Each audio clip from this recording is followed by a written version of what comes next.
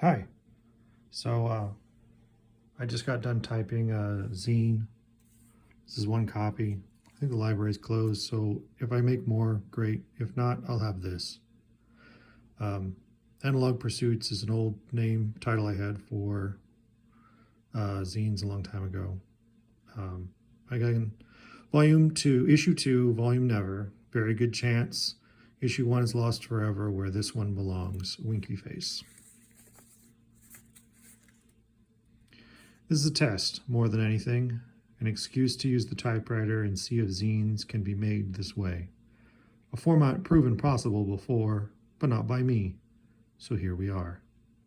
The need, personally, to create physical media far surpasses the need to communicate vital or creative ideas. At the moment, movement is the key.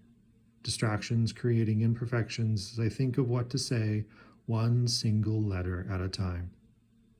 This semester, this school year, I have generated more written words through the various artificial generative intelligences than I have ever written by other methods, spitting out iterations of ideas without the effort and agony of ownership or effort. I'd be lying if I didn't find it liberating, but still not me. Still a consumer of content, however personalized. A stopgap to finding a way to say and explore ideas I never dared think I could explore before.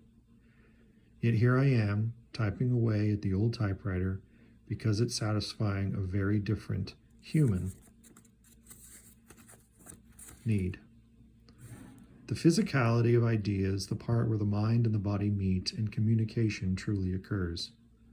However flawed or incomplete this zine may be, it is mine. A flashpoint in time when a single person experienced time and used it to express creatively through language and medium.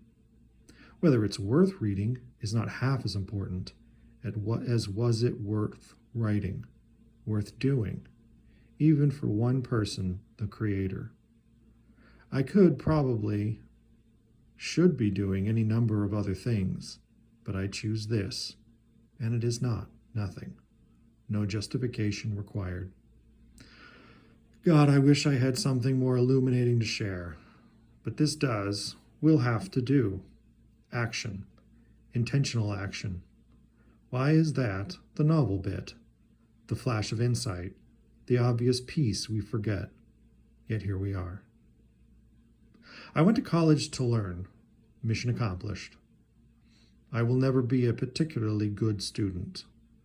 And that's okay, if I can make the other pieces work. A partial, local truth, maybe for only one. That is what I learned.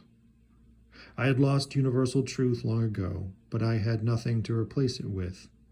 No podcast or YouTube video had the answer I was looking for. They exist. They have to. But I never saw the light the way I did at a community college. In my own state.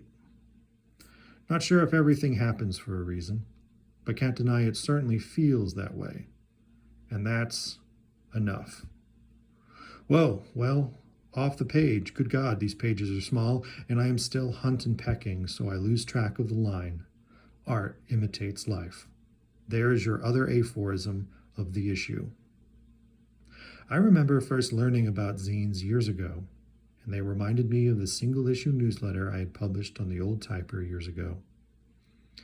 So even before the time I learned about zines, Jesus Christ, years ago and years ago? Anyway, no copies made, nothing important said, but the process was electrifying.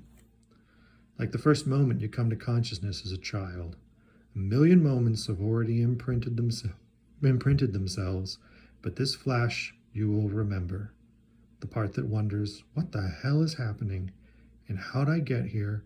And why do I have so many strongly held opinions about things I don't recall? Electrifying. We get to capture the lightning in a bottle again and again. Zines can do that, like any other written medium. The conversation had by the imaginary people our biochemicals tell us are real. Because why shouldn't they be? The doubter the bright-eyed wonder, the snob and the brute, all jockeying with your parents and your siblings and your friends and the dead for a spot at the table. Why not let them out to play every so often? Make them real for a little while before they become ethereal again. It was fun while it lasted. So the zine was made March 13th, 2026. It is Friday the 13th today by Grant Dickey, about noon when I could have done anything else. You're welcome. Analog Pursuits.